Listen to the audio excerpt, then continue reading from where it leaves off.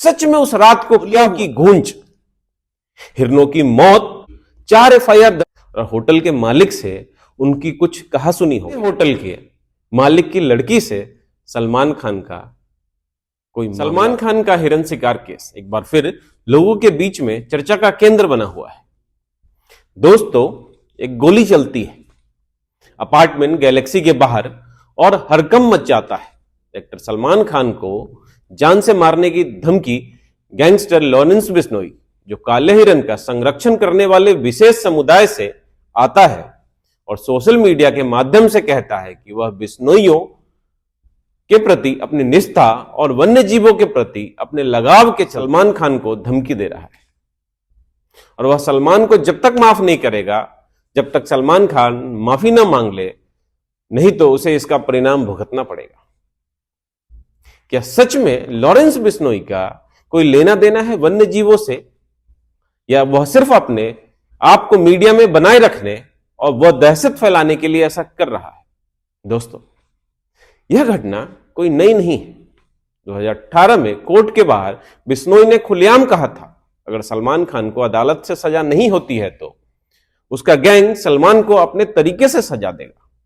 यह धमकी सिर्फ बातों तक सीमित नहीं थी।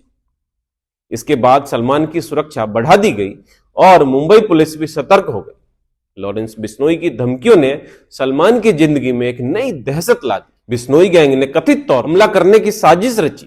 2020 में एक बार फिर से सलमान की सुरक्षा पर चर्चा हुई, जब खबरें आई कि लॉरेंस बिश्नोई का गैंग लगातार सलमान के खिलाफ साजिशें रच रहा है। 2022 में सलमान खान को एक धमकी भरा पत्र मिला, जिसमें लिखा था, सलमान तुम्हारा अंजाम भी सिद्धू मूसेवाला जैसा होगा। मूसेवाला की हत्या के बाद इस पत्र ने सलमान और उसके परिवार को चिंता में डाल दिया। यह मामला एक बार फिर चर्चा में आया और सलमान की सुरक्षा को बढ़ा दिया गया, परंतु मामला और भी गंभीर हो गया जब कथित तौर पर लॉरेंस के साफ शूटरों ने एक्टर सलमान खान के करीबी बाबा सिद्दीकी को मौत के घाट उतार दिया। अब हर जुबान पर यह खबर है और समाज भी दो टुकड़ों में बटा हुआ है। आखिर क्या है मामला?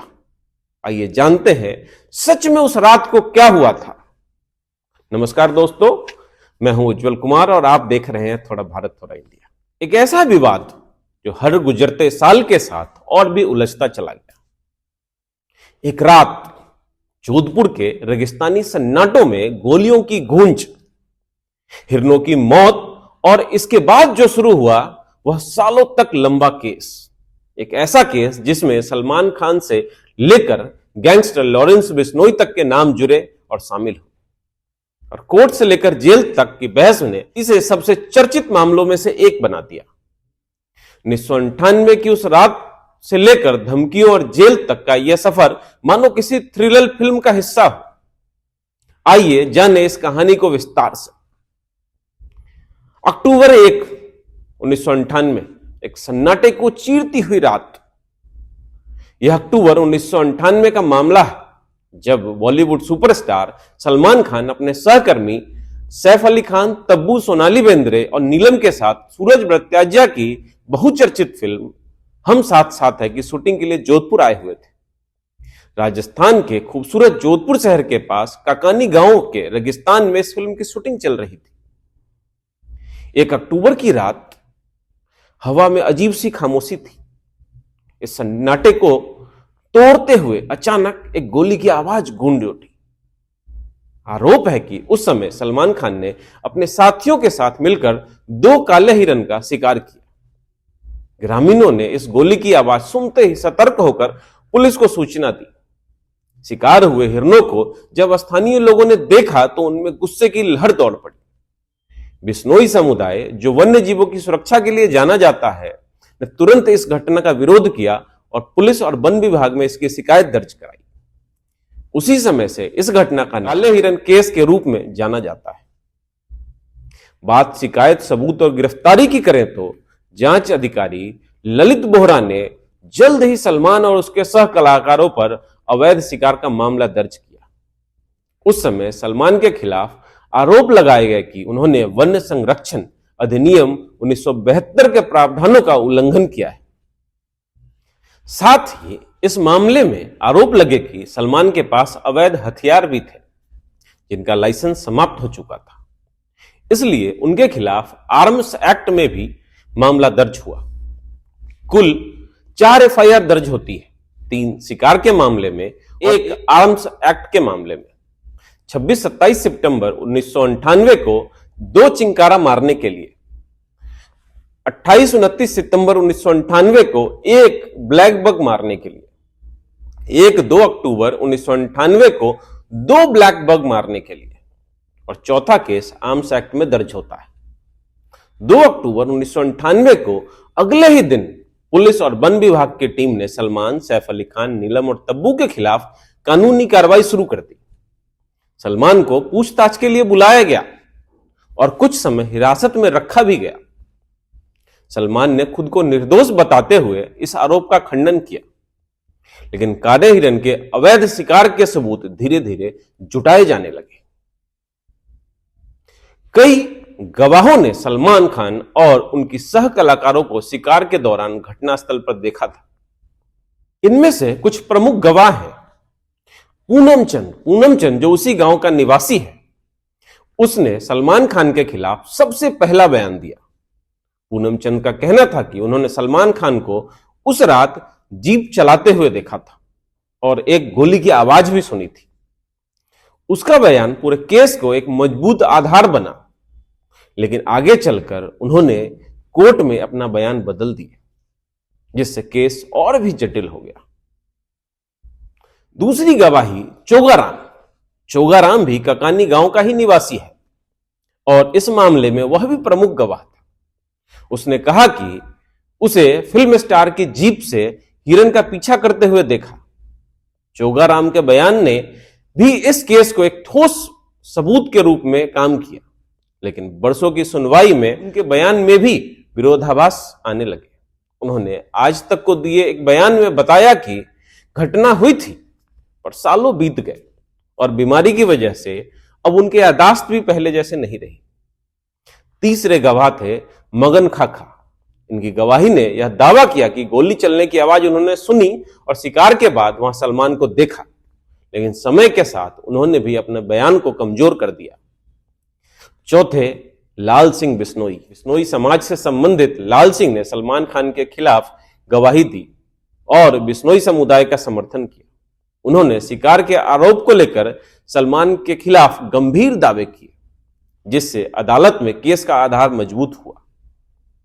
पांचवें हरीश, जो कि जिप्सी का ड्राइवर था, उसने अपने 164 के बयान में कहा कि मैं सलमान खान को शिकार करते हुए देखा। एनडीटीवी को दिए एक इंटरव्यू में वह कहता है कि वह अपने बयान पर आज भी कायम है। सरकारी वकील भवानी सिंह भाटी ने पुरजोर कोशिश की, पर इस केस की सुनवाई अगले कई सालों तक चलती रही। सुनवाई के मामले में कई गवाह पेश किए गए, जिन्होंने दावा किया कि सलमान और उसके साथी कलाकार उस रात शिकार में शामिल थे। हालांकि समय के साथ कुछ गवाह ने बयान बदल दिए, जिससे केस और भी पेचीदा हो गया। इस केस के दौरान कई बार सलमान ने कोर्ट में अपने आप को निर्दोष होने का दावा किया, लेकिन अभियोजन पक्ष ने सबूतों के आधार पर उन पर आरोप बनाए रखे। एक के बाद एक सलमान खान आर्म्स एक्ट, चिंकारा और ब्लैक बक के केस में बरी होते रहे, पर सालों की सुनवाई के बाद आखिरकार 5 अप्रैल 1918 को जोधपुर की एक अदालत ने सलमान को 2 ब्लैक बक के शिकार में दोषी करार देते हुए 5 साल की सजा सुनाई। कोर्ट ने उनके सह कलाकार सैफ अली खान, तब्बू, सोनाली बेंद्रे और नीलम को बरी कर दिया, क्योंकि उनके खिलाफ पर्याप्त सबूत नहीं थे। सलमान को तुरंत जोधपुर सेंट्रल जेल भेजा गया, लेकिन कुछ ही दिनों में उन्हें जमानत मिल गई और वह जेल के बाहर आ गए। सलमान खान ने अपने एनडीटीवी को दिए हुए एक इंटरव्यू में कहा था कि पैकअप के अगले दिन 5, साढ़े 5 बजे के पास वो और उसके साथी जिप्सी से वहां से निकल रहे थे। उन्होंने देखा कि एक हिरन का झुंड झाड़ियों से निकल रहा है। उन्होंने रुककर उन्हें बिस्किट और पानी दिया और वे चले गए। 2018 में एक नया मोड़ आया जब लॉरेंस बिश्नोई ने सलमान खान को जान से मारने की धमकी दी। दोस्तों, कहानी का अंत अभी बाकी है। सलमान खान का यह मामला अब भी अदालत में लंबित है और उनकी अपील पर सुनवाई जारी है। आज सलमान खान इस केस को लेकर कोर्ट के आदेश का इंतजार कर रहे हैं, जबकि बिश्नोई गैंग की धमकियों ने उनकी जिंदगी में एक सस्पेंस बना दिया है। एक सवाल जो आम लोगों के बीच में हमेशा पूछा जाता है, क्या काले हिरन का शव मिला था? इस मामले में सबसे बड़ा सवाल यह है कि क्या सच में काला हिरन का शव बरामद हुआ था? घटनास्थल पर काले हिरन के 2 शव पाए गए थे, जिससे यह स्पष्ट संकेत मिलता है कि उसके शरीर पर गोली के निशान थे और वहां शिकार हुआ था। इसके बाद पुलिस वन विभाग ने उस स्थान की जांच की जहां हिरन का शव मिला था। यह सब इस बात का प्रमाण बना कि वास्तव में घटनास्थल पर शिकार किया गया था। शव की बरामदगी के बाद फॉरेंसिक रिपोर्ट तैयार की गई और यह निष्कर्ष निकाला गया कि ये काले हिरन गोली मारने की वजह से मरे हैं। अभियोजन पक्ष ने हिरन के शव का उल्लेख करते हुए इसे सलमान के खिलाफ सबूत के रूप में प्रस्तुत किया, परंतु सलमान के वकील का दावा था कि इस केस में सभी सबूत केवल परोक्ष रूप से है, प्रत्यक्ष रूप में सलमान के खिलाफ कुछ भी नहीं है। उनका कहना था कि गवाहों के बयान समय के साथ बदलते रहते हैं और सबका मिलना भी सलमान को दोषी साबित नहीं करता है। इस दौरान सलमान खान के वकील ने इस बात को भी उठाया कि वन विभाग द्वारा सबूतों को सही तरीके से नहीं संभाला गया और उनका कहना था कि गोली लगी या नहीं इसकी जांच स्किन के जांच से ही हो सकती है, पर स्किन की जांच नहीं की गई और उन्होंने एक दूसरी मेडिकल रिपोर्ट पेश किया और कहा कि हिरन खड्डे में गिरने की वजह से मारा गया, जबकि दूसरा कुत्तों ने खाया था। और जो गवाह 150 मीटर से सलमान और दूसरे कलाकारों को पहचानने की बात कर रहे हैं वह पॉसिबल ही नहीं है और गवाह भी कोर्ट में सिर्फ सलमान खान को ही पहचान पाए, उनके साथी कलाकार को नहीं पहचान पाए। यह मामला आज भी कानूनी प्रक्रिया में है और इसकी अंतिम सुनवाई का इंतजार किया जा रहा है। सलमान खान की अपील उच्च न्यायालय में लंबित है। दोस्तों, इस केस के 2 और भी पहलू हैं जो दबे पांव कहे अनकहे बातचीत में उस एरिया के जोधपुर के तरफ के लोगों के बीच में हमेशा बोली जाती है। इसकी सत्यता का प्रमाण हमारे पास नहीं है, क्योंकि जो अदालत में चल रहा है हम उसी को सच मानेंगे, परंतु यह अफवाह आप मान लें या सच्चाई माने, आप तक पहुंचाना हमारा उद्देश्य है। इसकी जिम्मेदारी न थोड़ा भारत थोड़ा इंडिया की टीम लेती है, न मैं लेता हूं। पहला अफवाह कुछ इस तरीके से है कि सलमान खान एक बड़े होटल में रुके हुए थे और उनकी एक महंगी घड़ी खो गई और होटल के मालिक से उनकी कुछ कहासुनी हो गई, जिसकी वजह से होटल के मालिक ने बदला लेने के लिए उनके खिलाफ एक साजिश रची और केस करवा दिया। दूसरी जो अफवाह चलती है यह भी है कि बड़े होटल के मालिक की लड़की से सलमान खान का कोई मामला हो गया और इस बात का खबर उस होटल के मालिक को लग गया और उस होटल के मालिक ने यह केस दर्ज करवा दिया। बाकी आप विवेकशील हैं, आप सारे रिपोर्टों को खुद देखिए और समझिए कि आखिर क्या हुआ था उस रात को। हमने आपको पूरी तरतीब से बताया है इसमें। आपका बहुत बहुत धन्यवाद। आप हमारे चैनल को सब्सक्राइब करें, लाइक करें, कमेंट करें और अपने दोस्तों को भी सेंड करें। आपका बहुत